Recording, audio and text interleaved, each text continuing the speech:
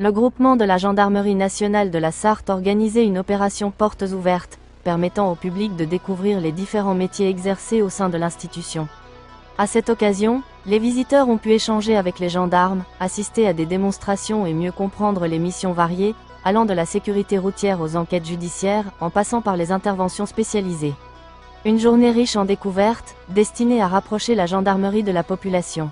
Alors bonjour, nous sommes dans une porte ouverte de la gendarmerie et en tout cas le plaisir, on découvre toutes les unités, tout ce qui s'y passe. Dans votre domaine, vous êtes adjudant, je ne me trompe pas dans les grades, attention. Hein. Exactement, adjudante à la maison de protection des familles de la Sarthe. Qu'est-ce que ça consiste à quoi exactement? Parce que on pourrait dire que c'est très large. Effectivement, deux missions principales sur la maison de protection des familles. Une mission de prévention dans les établissements scolaires du département de la Sarthe en zone gendarmerie. Donc collège, lycée, généraux, pro, technologiques, où est-ce qu'on fait de la prévention avec différentes thématiques en fonction de l'âge des élèves et des demandes des établissements scolaires. Et quand nous ne sommes pas dans les établissements scolaires, nous sommes à l'unité médico-judiciaire pédiatrique de l'hôpital du Mans, où nous effectuons des auditions de mineurs victimes de violences à caractère sexuel. C'est vrai que la base aujourd'hui, c'est d'être au plus près justement des générations. Ah, exactement, là quand on est dans les établissements scolaires, on est en contact et en lien direct avec les jeunes qui nous font monter leurs préoccupations et on essaie de pouvoir répondre à leurs demandes à chaque fois qu'on est présent sur site. Quel est le rapport justement à ces jeunes? Qu'est-ce qu'ils vous posent comme question? Parce que finalement, parfois, ils sont très jeunes, ils sont un peu perdus ou ils ne savent pas trop, ils ont besoin un petit peu d'être rassurés. Oui, alors déjà, ils nous posent pas mal de questions sur nos missions, sur notre métier, effectivement, d'où l'intérêt aussi de faire ce genre de porte ouverte. Et puis ensuite, dans le cadre de la prévention, eh bien, effectivement, pas mal de questions sur le harcèlement scolaire, sur comment on peut libérer la parole, à qui on doit s'adresser en cas de besoin, sur les addictions. Voilà, sur toutes les méthodes, les numéros de téléphone à contacter en cas de besoin. Voilà, des choses très pratiques finalement. J'imagine, puisque c'est une porte ouverte, on parle de recrutement. Dans votre secteur, vous recrutez aussi? Oui, dans tous les domaines de la gendarmerie. La gendarmerie offre vraiment des possibilités qu'on n'imagine pas, des métiers un petit peu inconnus. Donc là, aujourd'hui, on a essayé de présenter des métiers qui sont présents sur le département de la Sarthe. Mais effectivement, on recrute dans tous les domaines finalement qui existent dans la vie civile. Il faut juste un petit peu aller gratter, nous demander, et puis on sera là pour renseigner au mieux la population. Merci beaucoup. Adjudante Leroyer Magali. Alors dites-moi, bonjour, vous êtes ici lors de cette porte ouverte de services techniques, réparation dans la gendarmerie. Alors, puisqu'on parle aujourd'hui de cette porte ouverte, c'est aussi recruter, jeune génération, mais parlez-moi de ce service-là. Nous, le service auto, actuellement, on est sur 400 véhicules. Et on entretient la police, la gendarmerie, la CRS et aussi la préfecture. Vous ne faites pas que la gendarmerie, hein? Non, on ne fait pas que la gendarmerie, on fait tous ces véhicules-là. Et actuellement, effectivement, on est en recherche de personnel et ça serait bien, si les jeunes voulaient venir, on a de la place et on recrute, quoi. Qu'est-ce qu'il faut leur dire à ces jeunes, puisque cette porte ouverte, elle est là, leur donner plein d'idées, comment tout ça, ça fonctionne, comment vous fonctionnez intérieurement, parce que parfois ils viennent, ils savent pas trop où ils vont. Nous, actuellement, fonctionner, on va dire, si on est côté militaire, parce que j'ai du militaire et du civil.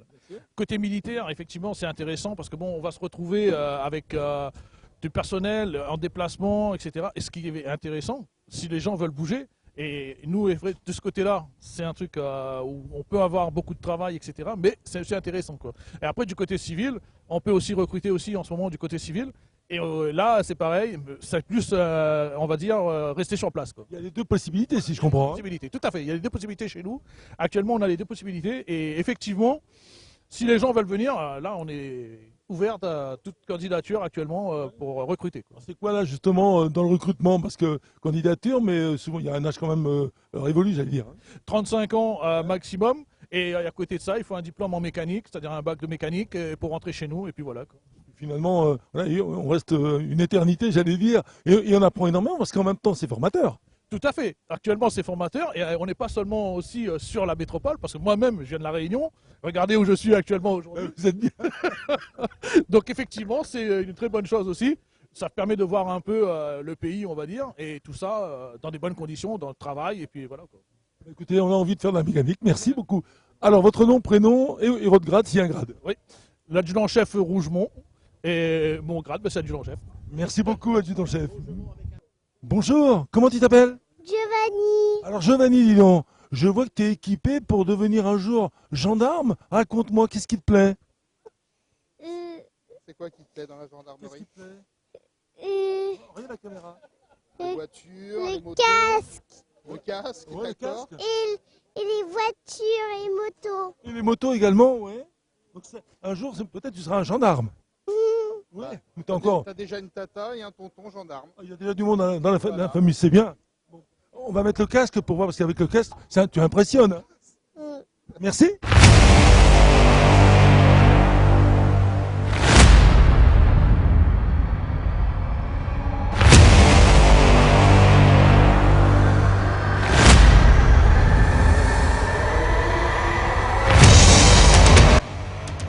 Vous recrutez ou tout simplement vous êtes artiste? Moi, je recrute par l'art.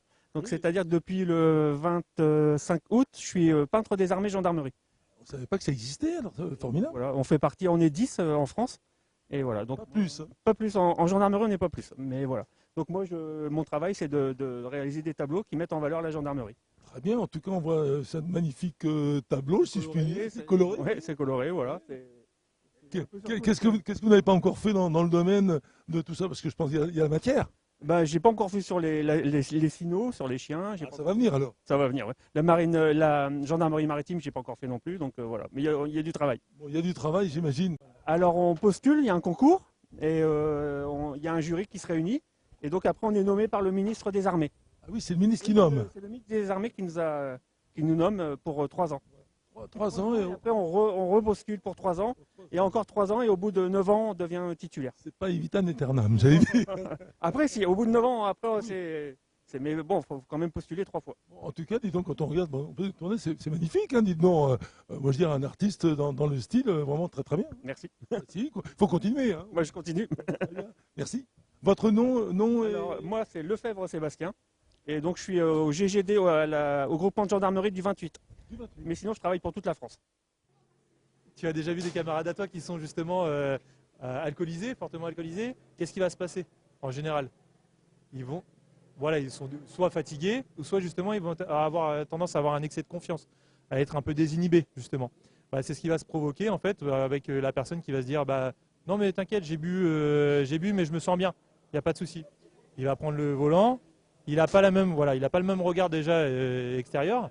Et qu'est-ce qui va se passer? Il va prendre le volant, il va rouler plus vite, parce que justement, il y a l'excès de confiance, c'est ce qu'on dit.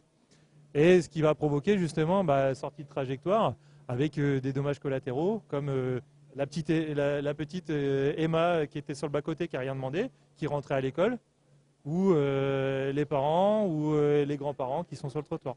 Voilà. C'est pour ça justement, c'est l'objectif de cet atelier pédagogique, c'est de sensibiliser justement sur ça. Et il faut bien partir du principe que vous, avec les lunettes, vous êtes maître de votre corps. Néanmoins, il ne faut pas oublier, voilà, vous avez le véhicule. Quand vous êtes au volant d'un véhicule, il faut déjà connaître très bien la voiture, très bien l'environnement. Et en plus de ça, vous êtes au volant d'un véhicule de plus d'une tonne et demie. Ce n'est pas le même résultat. En cas de sortie de route, ce n'est pas du tout la même chose. Okay. Alors justement, on est dans cette porte ouverte et c'est important. Les fameuses lunettes que vous avez présentées, hein, qu'on a essayé donc 2 sortes de lunettes qui sont intéressantes parce que ça correspond à ce qui se passe sur la voie publique. Alors effectivement, c'est des lunettes en fait pour simuler soit un état alcoolique ou une consommation de cannabis. En l'occurrence, là, on a l'atelier pédagogique avec qui simule, qui intègre du coup justement la route avec les signalisations routières et divers obstacles qu'on peut rencontrer, soit qui se situent directement sur la chaussée ou sur les bas-côtés, qui peuvent être représentés par exemple pour des enfants qui se rendent à l'école, etc.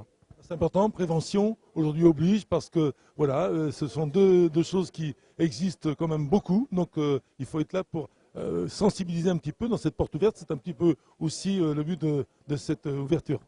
Effectivement, nous en fait par notre action de la brigade motorisée, là je parle à juste titre pour nous, on n'est pas uniquement sur comment dire, de la répression, mais on est aussi là dans un but de prévention et il faut justement éduquer ces jeunes et les parents également et essayer de prêcher au maximum la bonne parole et en limitant les risques routiers et il faut bien en prendre conscience. Parce que malgré tout, les accidents sont quand même assez nombreux, il faut le dire aujourd'hui quand même, il y a beaucoup de circulation, donc ça reflète un petit peu aujourd'hui qu'il faut laisser la place, il faut que tout le monde puisse rouler. Oui, effectivement. Et en fait, il faut partir du principe qu'on n'est pas seul usager de la route. Si on est au volant d'une voiture depuis 1,5 tonnes, bah forcément, avec de rien que la conduite, déjà en soi, en tant que telle, quand on débute sur la route, c'est déjà suffisamment compliqué. Si on rajoute des difficultés supplémentaires, que ce soit visuelles ou comment dire, par moteur, bah là, ça vient avoir un cocktail détonnant. Pour ça, démarrer à la base, dans les écoles. Vous allez aussi porter la nouvelle dans les écoles en disant attention, il faut démarrer là. Alors effectivement, on éduque déjà dès le plus jeune âge en milieu scolaire, mais on fait également de la prévention en entreprise, ça a été le cas récemment, où justement on se déplace même dans les sociétés, dans les entreprises, pour refaire justement une piqûre de rappel ou apporter des connaissances supplémentaires. Merci. Alors, votre nom et votre grade? Alors moi je suis le gendarme Schmitt de la brigade motorisée du Mans. Nous sommes avec Maître Chien. Maître Chien, avec vous, monsieur, bonjour. Bonjour. Et puis, juste à côté, vous avez, on dit quoi, un assistant, qu'est-ce qu'on dit? Un suppléant. Un suppléant, bonjour. Bonjour. Alors dites-moi, Maître Chien, gendarmerie nationale, c'est important aussi parce que le Maître Chien va être dans l'enquête, va être sur plein de domaines. Comment vous organisez tout cela? Alors nous, on travaille au profit des unités qui nous sollicitent. Donc on va travailler sur des contrôles routiers, des perquisitions ou des contrôles dans les trains principalement. Donc les enquêtes, y compris les enquêtes criminelles et autres, tout ça c'est lié avec le Maître Chien, on en a souvent besoin. Bah, dès lors qu'il y a des choses qui peuvent être recherchées par le chien, on peut nous solliciter. Donc moi, mon chien en l'occurrence, c'est un chien Sambi, donc qui recherche des stupéfiants, des armes, des billets et des munitions. Et donc, bien évidemment, vous êtes un secteur d'activité qui est quand même important, j'imagine. Le réseau, c'est quoi? C'est dans toute la Sarthe, puisqu'ici nous sommes au groupement de la Sarthe? Un peu plus. Un peu plus, ouais. Non, alors nous, on est basé à Feneux, à côté d'Angers, et on travaille principalement sur les départements de 53, 72 et 49. Mais après, on travaille sur toute notre région et même les régions voisines s'il y a des sollicitations importantes. Alors les chiens, il faut des chiens, il faut qu'ils soient formés, dirais-je, et tout. Et on n'a pas un chien comme ça du jour au lendemain. Ça demande un certain temps, j'imagine, avant qu'il soit en fonction. Oui, bien sûr. Ouais. Et après, il y a une période de stage avec le maître. En amont, il y a une période de débourrage avec les formateurs, les instructeurs. Et puis à l'issue de cette période de stage, on sort opérationnel avec notre chien. Mais le dressage se continue et se peaufine en unité, quoi. Unité. Alors à côté justement, le collègue et tout, alors votre travail, vous, à côté du maître chien? Alors moi je vais surtout les assister sur les perquisitions, sur tout ce qui va être l'utilisation du chien, etc. Et notamment au chenil. Au chenil en fait, où quand les maîtres ne sont pas là parce qu'ils sont en repos ou en vacances, etc. Ou alors partis sur une autre mission. Si le chien est au chenil, bah, moi en fait, ma mission principale ça va être de m'en occuper à ce moment-là. Continuité, j'allais dire, par rapport au travail. Voilà, c'est ça, c'est la continuité sans parler de travail. C'est vraiment l'occupation du chien et son bien-être. Le chien, on doit s'en occuper sans arrêt, c'est important de ne pas rester un petit peu de côté, il faut toujours être avec lui. Voilà, c'est ça, exactement. Et donc, justement, porte ouverte, ce métier de maître chien, qu'est-ce que ça demande? Parce qu'on voit des jeunes aujourd'hui, je me dis, ça intéresse, la gendarmerie, ça intéresse, ça plaît, mais il y a plein de professions. Maître chien, ça en est une, évidemment. Mais qu'est-ce qu'il faut dire à nos jeunes, justement, quand ils vont regarder ce reportage, pour venir, justement, pour aller dans cette profession, si je puis dire? Faut leur dire qu'il faut être déjà gendarme sous-officier et après à l'issue se porter volontaire pour embrasser la technicité et puis rester motivé et avoir de bonnes connaissances solides dans le milieu cynophile, quoi. Alors, maître chien, formation, combien de temps? La formation c'est 3 mois et demi. 3 mois et demi? Oui, 3 mois et demi dans notre centre de formation qui est situé à Gramat dans le Lot. Bien. Et donc après on part en unité quelle que soit la région. Non, pas quelle que soit la région, parce qu'en fait, entre guillemets, on postule pour un poste c'est le cas de le dire, sur notre région. D'accord. Voilà. Bah, écoutez, merci. Et puis on souhaite évidemment alors les noms et vos noms et prénoms. Moi, je suis gendarme Guillaume Geoffroy. Votre grade? Gendarme. Gendarme. Gendarme de la Roque-Tanguy, pareil, gendarme aussi. Merci beaucoup. Voilà. Alors nous sommes toujours dans cette porte ouverte et on est dans un autre domaine. On parle d'identification criminelle. Alors Major, bonjour. Bonjour. Dites-moi un petit peu, ça revers bien sûr un endroit exceptionnel. Quand on cherche quelque chose, quand une identification, c'est très compliqué. Compliqué, oui et non. Chaque scène est différente. Donc notre objectif, c'est de rechercher toutes les traces et indices laissés par les auteurs sur une scène d'infraction et d'essayer de comprendre comment les faits se sont produits. On peut aller voir, vous avez mis une mise en place, on peut éventuellement, on va essayer de passer, on va aller voir un petit peu, vous allez nous expliquer comment justement cette mise en place, on a bien sûr la victime, il y a des petits numéros partout, on se dit pourquoi tous ces numéros? Parce que la question posée pour nous, on ne voit pas du tout à quoi ça peut servir. Alors je disais effectivement, tous ces numéros qu'il y a, on se dit tiens, ils ont mis des numéros partout, c'est quoi? C'est pas pour faire plaisir, c'est tout simplement, il y a une raison. Chaque numéro, c'est un indice. Donc un indice où on peut éventuellement retrouver de l'ADN ou des empreintes. Donc on matérialise tous les indices, il y a des prises de vue photographiques qui sont faites et on prélève les indices après pour les recherches d'empreintes ou d'ADN. On appelle ça une scène de crime, voilà exactement. Et on se dit, tout est important, il faut surtout rien bouger parce que dans l'enquête, évidemment, qui sera parfois très long, parce que faut rechercher vraiment. Et après, on va voir que vous avez aussi d'autres matériels sur la table. Et pour chercher tout ça, on se dit que c'est souvent à partir de ça qu'on a des résultats. Ah, tout à fait, c'est primordial, c'est la pierre angulaire d'une enquête, les constatations. Donc le plus important, c'est de rien louper au départ. Il y a cette scène de crime qui est là, bien évidemment, installée. Et puis je vois à côté, vous avez aussi ce petit matériel que moi je regarde et tout. J'allais dire ces pinceaux, c'est pas des pinceaux peut-être, mais parce que parfois pour chercher des indices, vous avez ce petit matériel. Ce petit matériel que toutes les brigades de gendarmerie détiennent. Ouais. Donc tous les gendarmes du département peuvent utiliser ce matériel, ces recherches d'empreintes sur des supports lisses, surtout pour les brigades lors des cambriolages. On cherche un petit peu sur les portes, fenêtres, sur tout ce type de support. Il faut avoir un maximum d'empreintes avant de... C'est important, j'imagine. Le maximum, déjà une, ça peut suffire. Il suffit qu'une soit connue et puis qu'on puisse identifier l'auteur. Mais le but, c'est de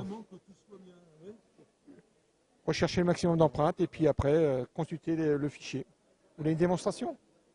Pourquoi pas, oui.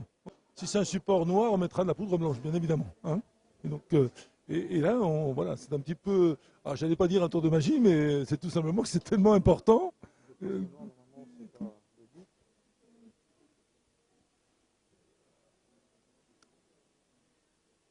Et voilà. Et là, on voit apparaître les empreintes. On se dit que déjà, avec ça, on a quelque chose sous la main. Hein. Tout à fait. Quand on trouve ça, c'est déjà bien. Mais après, il faut vérifier si c'est pour victime. Oui, voilà, exactement. Donc, l'enquête qui se poursuit. Alors, on le voit un petit peu, c'est un secteur où, j'imagine, vous recrutez aussi, parce que là également, vous recrutez, mais il faut former. On forme déjà les gens en brigade, en tant que technicien d'identification criminelle de proximité. C'est surtout ces gens-là que les victimes rencontrent en premier sur le terrain. S'il y a besoin d'une compétence supplémentaire, on est présent. Donc, on est une cellule à 4 personnels sur le département. Chacun intervient, parce que j'imagine qu'il faut que chacun fasse le travail fait, mais vous, il faut que vous soyez bien tranquille, c'est un grand mot, mais pour pouvoir travailler dans de bonnes conditions, donc pas tout le monde en même temps. Pas tout le monde en même temps. Nous, on intervient, les brigades font un gel des lieux. Donc, le gel des lieux, c'est la tresse qui est là, et personne n'est dedans, et puis nous, on travaille. Oui, voilà, ça fonctionne. En tout cas, qu'est-ce qu'on pourrait dire aux jeunes générations? Il y a beaucoup de monde aujourd'hui.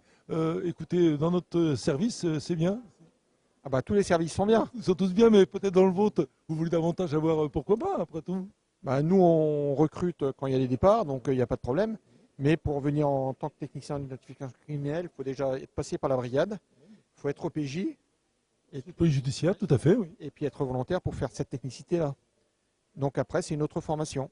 Bon, écoutez, on sait qu'il y en aura beaucoup à l'avenir, bien sûr, pour remplacer, bien évidemment. Merci beaucoup. Votre nom et prénom? Christian Schneider. Et votre grade? Major.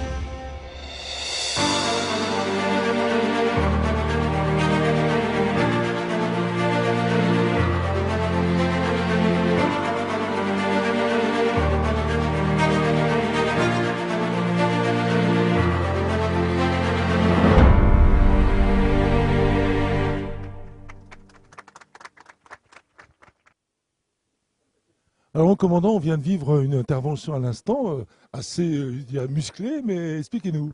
Alors, c'est une intervention qui est assez classique et courante pour un gendarme, hein. Là, dans cette situation, on simule l'interpellation du conducteur d'un véhicule qui est peut-être l'auteur d'un cambriolage et qui a sans doute été signalé via un appel 17. Et donc, l'équipe du peloton de surveillance et d'intervention repère le véhicule et puis va, avec les techniques qui sont les nôtres, appréhender la personne, mettre en œuvre ces techniques pour la sortir du véhicule et puis ensuite la conduire devant un militaire d'une brigade pour le placer en garde à vue et puis dérouler l'enquête judiciaire. Une dextérité, j'allais dire, hein. Franchement, on l'a vu à l'instant, effectivement, mais voilà, ça existe évidemment. Oui, tout à fait. Alors, le PSIC, c'est une unité qui s'entraîne tous les jours, hein. Donc, ils déroulent, mais c'est leur quotidien. Et donc, ils consacrent une part très très importante de leur activité à s'entraîner pour être prêts à affronter ce type de situation. Combien de PSIC dans la Sarthe? On a 3 PSIG. On a le PSIC du Mans, le PSIC de Mamers et le PSIC de la Flèche. Merci, commandant, merci beaucoup. Je vous en prie, merci à vous. Mon colonel, évidemment, porte ouverte aujourd'hui, sous le soleil, c'est plutôt bien. Et on voit un petit peu tous les corps de ce métier. Cette porte ouverte, pourquoi? Alors, on a voulu faire découvrir en fait, à la population, et notamment à la jeune population, toutes les diversités des métiers de la gendarmerie, enfin, en tout cas une grande partie, qu'on peut voir au sein du groupement de la Sarthe. Simplement parce que la gendarmerie a besoin d'attirer des jeunes. Le modèle RH des armées et de la gendarmerie nationale a besoin de ressources. Ça bouge, hein? Ça bouge, tant mieux, c'est dynamique. Et donc on veut vraiment faire découvrir, c'est pas forcément pour recruter, mais pour que la population connaisse. C'est un petit peu quelque chose auquel on se doit, hein, de présenter à la population qu'on sert la façon dont on travaille, les moyens dont on dispose pour œuvrer pour la population. Une image de la gendarmerie vis-à-vis du public, que ce n'est pas uniquement, comme on disait, la répression, c'est aussi la communication, c'est aussi le travail. Vous avez besoin du public, évidemment, et dans les deux sens. Alors on travaille pour le public, on travaille pour la population, c'est notre raison d'être. Souvent, l'image d'Épinal du gendarme, c'est le gendarme qui fait de la sécurité routière sur le bord de la route. Ça représente que 4% de notre activité. La grande majorité du temps, on fait de l'enquête judiciaire. On interpelle des gens. Alors quand je dis investigation judiciaire, c'est ce que vous avez pu voir sur les scènes de crime. C'est l'investigation numérique de plus en plus. Et donc on a quand même des métiers qui sont nouveaux, qui peuvent attirer de la population pour servir, soit comme réservistes, soit comme militaires actifs, voire comme cadets, puisque depuis maintenant 4 ans, on a une association des cadets qui permet pendant toute une année scolaire, de faire découvrir les métiers de la gendarmerie à des jeunes de 15 à 17 ans. On voit une diversité des métiers dans le domaine de la gendarmerie. C'est très ouvert, hein, à différents degrés. C'est très ouvert. Alors c'est très ouvert pour tous les types de militaires. On a des jeunes, des plus expérimentés, des hommes, des femmes, avec différents statuts. Vous avez aussi bien ceux qui s'occupent de l'entretien automobile que ceux qui font de l'intervention. On a vraiment souhaité ouvrir au plus large de ce qu'on pouvait faire pour dire que le métier de gendarme, ce n'est pas simplement celui qui arrête le bandit. Il y a aussi derrière toute une équipe qui va entretenir nos véhicules, nos armements et faire découvrir encore une fois des possibilités d'évolution au sein de la gendarmerie.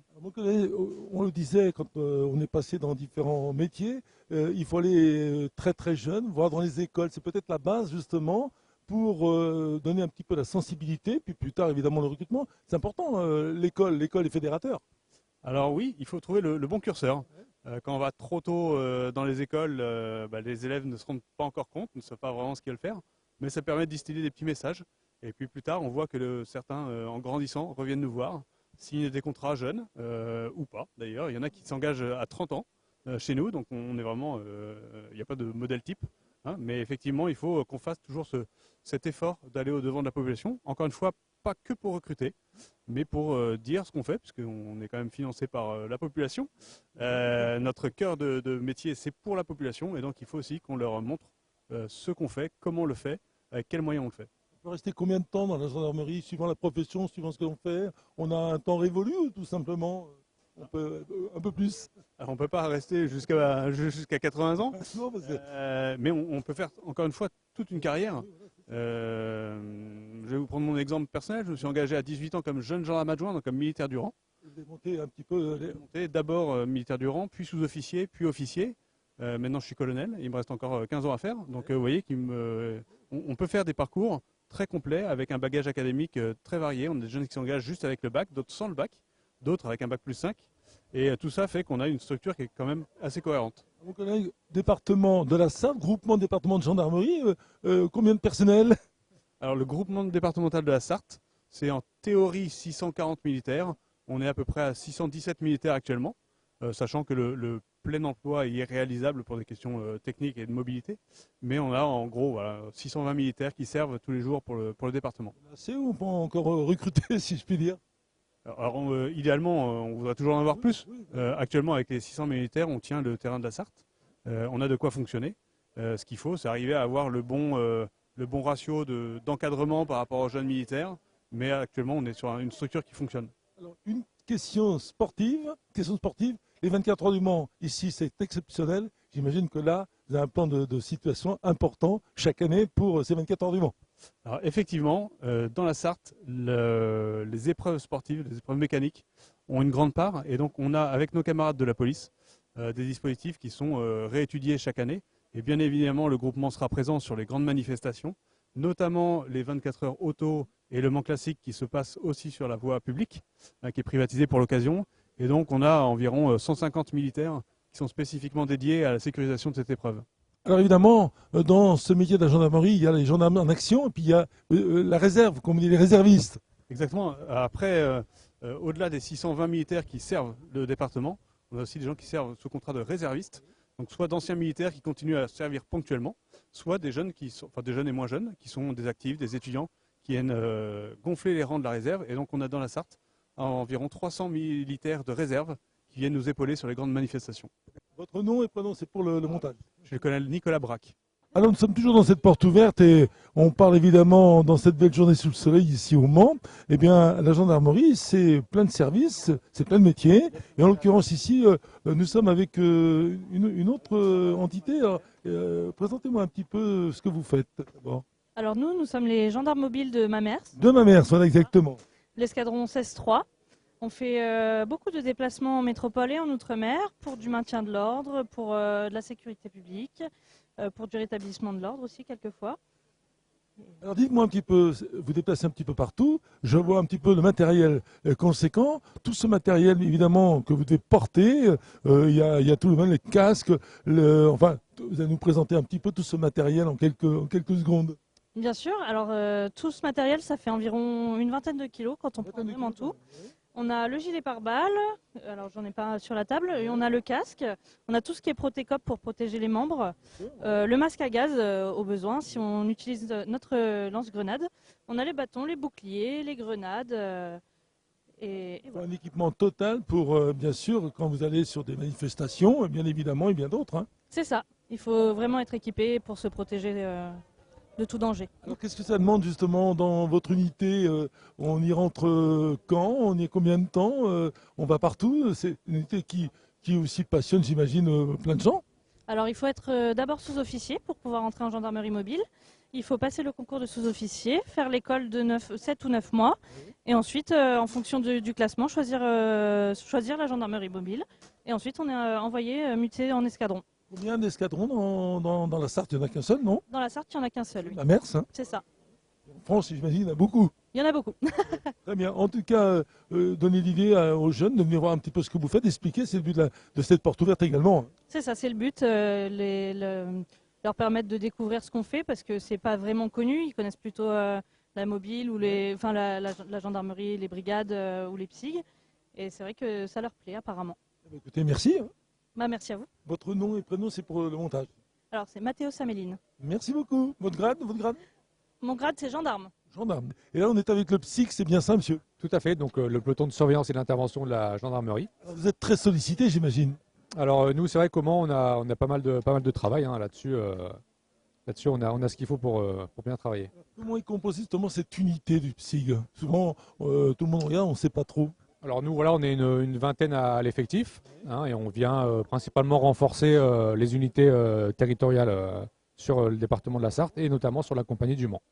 On vous demande en plus, pourquoi? Pour des opérations plus compliquées, c'est le but de votre unité? Alors voilà, nous, notre mission principale, c'est vraiment de renforcer les unités de terrain, donc sur des missions particulières, sur des enquêtes qui débouchent éventuellement sur des interpellations. Et voilà, quand on a vraiment besoin d'effectifs supplémentaires, on est là. Le matériel que vous avez, qui est présenté juste à côté, on peut jeter un petit coup d'œil. Faut beaucoup de matériel, j'imagine, pour vos interventions quand même. Alors effectivement, on a du matériel supplémentaire, notamment en termes d'armement, en termes de protection également, pour faire face à différentes missions et différentes menaces un peu plus importantes que l'habitude. Quand vous intervenez, vous êtes combien? Alors on part d'une patrouille à 3 de manière générale, et on est en mesure de monter en puissance en termes d'effectifs si la situation le nécessite. Bon, alors, porte ouverte qui veut dire bien sûr donner l'idée peut-être à nos jeunes générations, pourquoi pas, d'expliquer aujourd'hui, puisque c'est le but également dans cette porte ouverte, de dire voilà, c'est une unité aussi, on a besoin de renouveler, d'avoir de jeunesse. Quoi. Comme vous le voyez, il y a beaucoup de monde sur notre stand. Les enfants peuvent s'entraîner au tir, peuvent toucher l'armement, toucher le matériel. Et effectivement, c'est aussi un moyen d'attirer la jeunesse, les futurs peut-être gendarmes qui se présentent à nous aujourd'hui. Et sur le stand suivant d'ailleurs, qui est lié justement au recrutement, et la transition est toute faite. Toute faite, évidemment. Bon, en tout cas, on espère en tout cas qu'il y aura beaucoup d'adeptes un jour, pourquoi pas. Et on le voit un peu. Parce qu'en fait, les armes, c'est toujours intéressant de savoir comment ça marche. Et nos jeunes, on les voit un petit peu, ils sont curieux. La curiosité, c'est important. Quand on est petit, on aime bien jouer aux gendarmes et aux voleurs. Aujourd'hui, ils peuvent toucher le matériel, qui est bien sûr très sécurisé aujourd'hui. Et voilà, l'idée, c'est peut-être d'en faire des futurs gendarmes. Merci, monsieur le chef. Merci beaucoup. À bientôt. Merci beaucoup.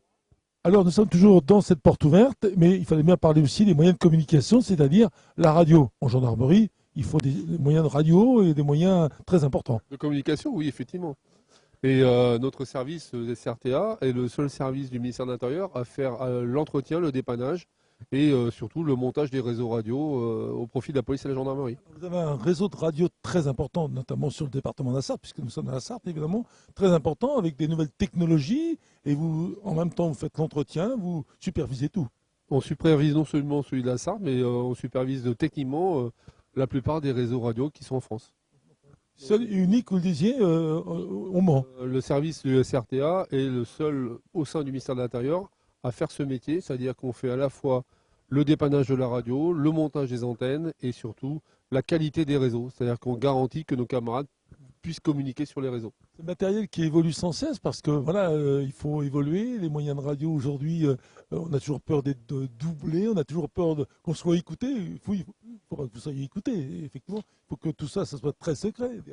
C'est pas forcément secret, c'est surtout qu'il faut que la personne, lorsqu'on parle, ne comprenne pas ce qu'on dit. On n'est pas obligé de garder ça très longtemps, mais au moment où la personne a besoin, nous on fait en sorte qu'il ne puisse pas entendre. C'est pour ça que nos réseaux sont chiffrés. Et donc, des moyens, dans un département de la Sarthe, il faut beaucoup d'antennes, c'est beaucoup d'éléments.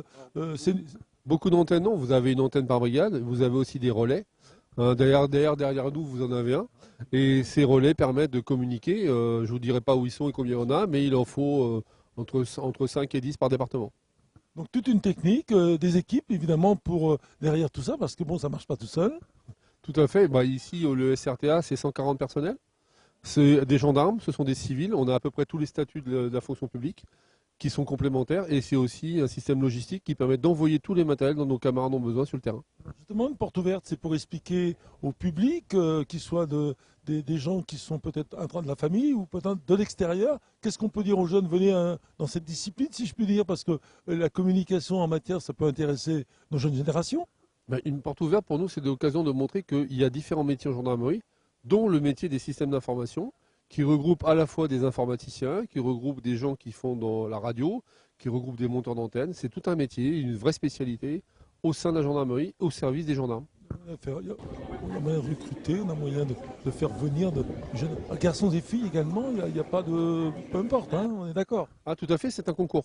C'est-à-dire que la spécialité, en tout cas pour les gendarmes, tout le monde est d'abord gendarme. Et après, durant sa carrière, il a la capacité chaque année de faire un concours. On recrute environ entre 80 et 100 personnes par an pour renouveler les différents personnels. Donc c'est totalement, c'est pas du tout lié au sexe de la personne, c'est anonyme. Et la personne, elle est, en fonction de son mérite, elle est placée là où, les places qui sont disponibles, quoi. Merci mon commandant. Ouais. Merci. Alors ici, toujours dans cette porte ouverte, évidemment ici la gendarmerie, au groupement de la Sarthe. Les cadets de la gendarmerie de la Sarthe, présentez-moi un petit peu. Alors, les cadets de la gendarmerie de la Sarthe, eh bien, ce sont des jeunes gens de 16-17 ans qui envisagent peut-être un jour d'intégrer la gendarmerie et que nous accueillons pendant un an, de novembre à juin, un week-end par mois, afin de leur présenter les différents métiers, de leur partager les valeurs de la gendarmerie, de leur faire découvrir la famille gendarmerie, et à l'issue, certains nous rejoignent.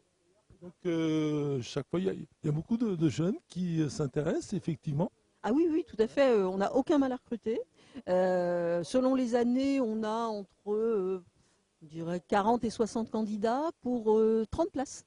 C'est très limité quand même, 30 places, oui. À 30 places, c'est limité, c'est suffisant et ça permet d'avoir un groupe qui a une vraie cohésion. Beaucoup de filles, énormément de filles, plus de filles que de garçons qui candidatent. Mais on essaye de maintenir la parité parce qu'on ne veut pas que les garçons se retrouvent noyés au milieu de tout ça. Donc on est à peu près moitié-moitié entre filles et garçons. Donc 16-17 ans, des fois 15 ans et demi, des fois 18. Mais enfin, on est à peu près sur ce portage-là. Est-ce qu'ils vont, une question évidemment, parce que là ils viennent découvrir, ils viennent s'intéresser, mais ils ne vont pas en opération avec les pros? Non, non, non, ils ne partent pas en intervention. De voir comment ça se passe? Non, ils ne partent pas en intervention, ils sont un peu jeunes pour ça, et puis de toute façon, c'est pas l'idée, et mineurs qui plus est, mais par contre, ils sont en contact de militaires de la gendarmerie d'active et de réserve qui vont leur parler leur métier, qui vont les initier, alors pour de faux, mais quand même à tout ce qui est intervention professionnelle, ils vont faire du tir avec nous, ils vont effectivement rencontrer des militaires des différents corps de la gendarmerie, ce qui leur permettra potentiellement, éventuellement, de venir nous rejoindre ensuite. Est-ce qu'on a davantage de garçons et filles émanant des familles de gendarmerie ou d'un extérieur? Alors, très peu d'enfants de gendarmes. C'est très surprenant, mais en fait, on a très peu d'enfants de gendarmes. Certaines années, nous n'en avons pas. Et on en a 1, 2 par session, ce qui est peu, finalement. Alors, je n'ai pas d'explication. Mais par contre, ce qui est intéressant, c'est que beaucoup de jeunes qui ne sont pas de ce milieu-là sont néanmoins attirés par la gendarmerie. Et je trouve ça très rassurant. Assurer la relève, si je puis dire. Absolument, place aux jeunes. Place aux jeunes. Merci en tout cas, Madame la Présidente. Alors moi, je suis réserviste. On parlait tout à l'heure, réserviste. Hein. Donc, il faut être réserviste, ça vous permet un petit peu d'occuper ce poste de présidente ou quoi? Alors, l'idée de la direction générale, c'était effectivement que les cadets soient encadrés par des réservistes de la gendarmerie, raison pour laquelle je me suis retrouvée présidente un jour par le hasard des choses. Peut-être qu'il y a la relève à côté, non, je te plaisante, on a peut-être le président un jour. On verra sur l'avenir avec les autres tâches qui m'attendent à côté. C'est vrai, hein, bon, en tout cas, merci. Merci beaucoup, merci à vous. Et puis de s'intéresser surtout à nos cadets. Alors maintenant, on va prendre les noms. Oui, alors votre nom, prénom? Alors, Virginie Bianchi. Réserviste, hein, tu peux... Et président des cadets, absolument. Éric Huard, donc major réserviste de la gendarmerie, en retraite depuis le mois de septembre dernier.